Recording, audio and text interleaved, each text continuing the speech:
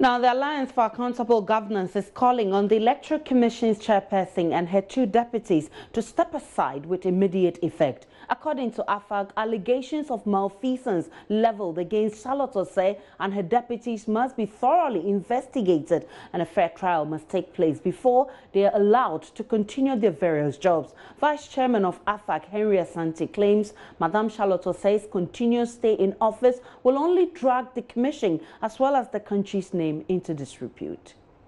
We are calling on the President, as a matter of urgency, to see to it that Madam Charlotte Osei resigns her office or he invoke the powers vested in him to make a step aside.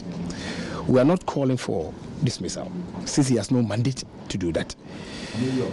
A lot of allegations have been leveled against this institution that she has. As I'm talking to you, the Attorney General has found a prima facie case against her. Why is it that she's still at post when her deputies have been asked to go and step aside? Again, the finance director has been asked to go step aside. So why single her out? We believe that in the area of fairness and fair play, she must equally be asked to step aside. A lot of petitioners put a petition against her.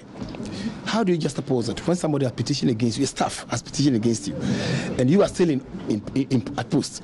What would be the fate of the person that you get to know they are doing this? Naturally, they will not be people of their conscience. Coming to work might be a bit difficult. The powers that she was are so powerful that she can make life uncomfortable for these people. So in brief, we are calling the President, for that matter, to make sure that all these allegations leveled against her. We are not assuming that they are true, because that's why they say it's an allegation. But in the area of fair play and justice, as the lawyers will say, he who comes to equity must come with clean hands. And secondly, the wheel of justice grants slowly. We may concede, but we can fast track it as well.